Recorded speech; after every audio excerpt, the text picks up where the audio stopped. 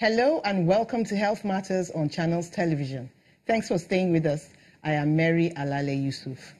Toothache is the most common orofacial pain and is sometimes considered a dental emergency. It can affect sleep, eating habits, speech, and other daily activities. Oral health affects general health and influences chronic diseases. According to the World Health Organization, millions of people suffer toothache that is difficult to manage, poor quality of life, and many are left with few teeth because of the omission of oral considerations in general health promotion. The Apex Health Body also says 60 to 90% of children and almost 100% of adults globally have dental cavities, while approximately 30% of those between 65 and 74 have no natural teeth. My guest today is a consultant periodontist at the Lagos University Teaching Hospital and a senior lecturer at the College of Medicine, University of Lagos, Dr. Kehinde Umezudike. You're welcome to the show. Thank you. It's been a while. Yes. I'm glad to be here. So, toothache is a very common thing, and from those statistics, it's like almost nobody escapes.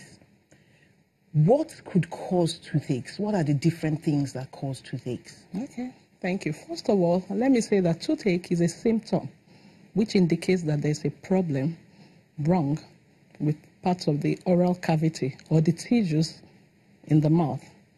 Now, many things could cause toothache, but common causes include things like tooth decay, which we refer to as dental caries.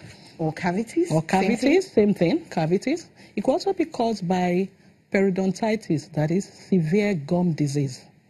It can cause toothache because it's part of the supporting tissues of the teeth. It could be caused by fractures, that is broken teeth, following trauma or an injury to the tooth, maybe from a fall or from an accident. It could present as toothache. Other things could be excessive, some bad oral habits. Okay. Like people, for instance, that open drinks, soft with drinks, with their teeth.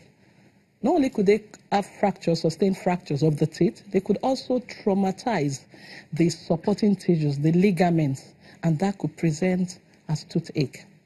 Other things could include things like excessive brushing, vigorous brushing habits, like people that brush using the wrong method, or they brush aggressively using a very hard toothbrush. What happens is that it causes wearing away of the protective enamel layer of the teeth, exposing the dentine, which is sensitive. So they could also present with sensitivity, but it could be termed toothache really. Other things like some tumors, not so common compared to tooth decay and cavities, but some tumors in the bone, in the jawbone, could present later on with toothache, or even cancer at the late stages, or even sometimes there's a phrase that kept coming up there. You say supporting tissues. Apart from the gum, what are other supporting tissues of the teeth? Oh yes, we have the ligaments, particularly specifically the periodontal ligament. That's what holds the tooth. They are in the jaw. They are in the jaw. And then we have the alveolar bone. We have like the jawbone, but we also have the alveolar bone that directly supports the tooth or the teeth. And then we also have the cementum. All these act together. Cementum? Yes. That sounds like cement. Yes, it's hard. It's also a part of the tooth, actually. But it helps all this work together, including the gum, to hold the teeth in place. So if there's a problem, it can affect any of these components. Are there other symptoms of, should I say, tooth problems apart from toothache? Could there be other things that could alert you to the fact that a person has problems in the teeth? Oh, yes, there could be. For instance, bleeding from the gums. There are people that don't have toothache like that, no pain, but yet they have bleeding gums. And sometimes people wrongfully attribute that to maybe their brush being too hard, or perhaps they are too aggressive or vigorous with their brushing, but there could be bleeding. So when you see that, it could indicate that something is wrong with the gum. Also, there could be discoloration of the tooth. For instance, somebody may have had a fall years before, Okay. that time.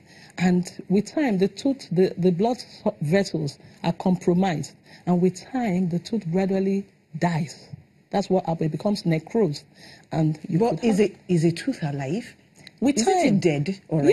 Yes, it's dead. But because there's no pain, sometimes, because it's a chronic process, it takes time. Okay. So people might not know. They will just feel, oh, something is wrong. My tooth color is changing, it's getting darker.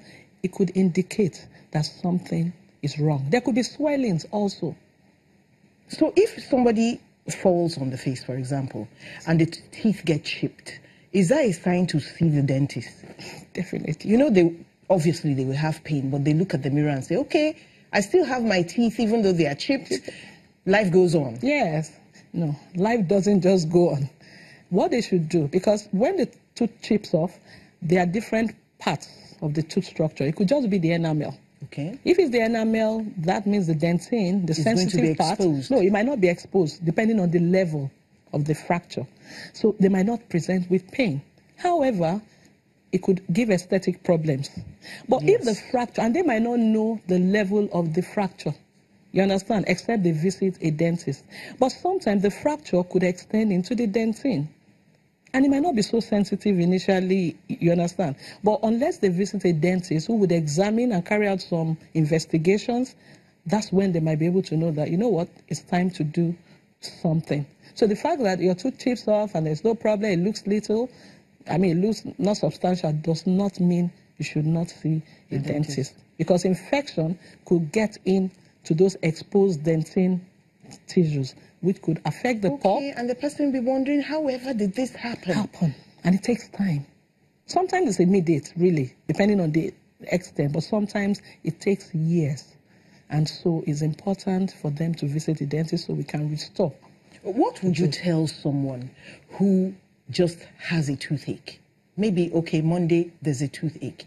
Should the person start going to the hospital immediately, or should they wait to observe certain things about the teeth before saying, okay, this is important enough that I should go to the hospital? If someone has a toothache, because the toothache can be from different reasons and for different causes, like I mentioned, they shouldn't wait, because the toothache can be in degrees. It could be mild, it could be severe.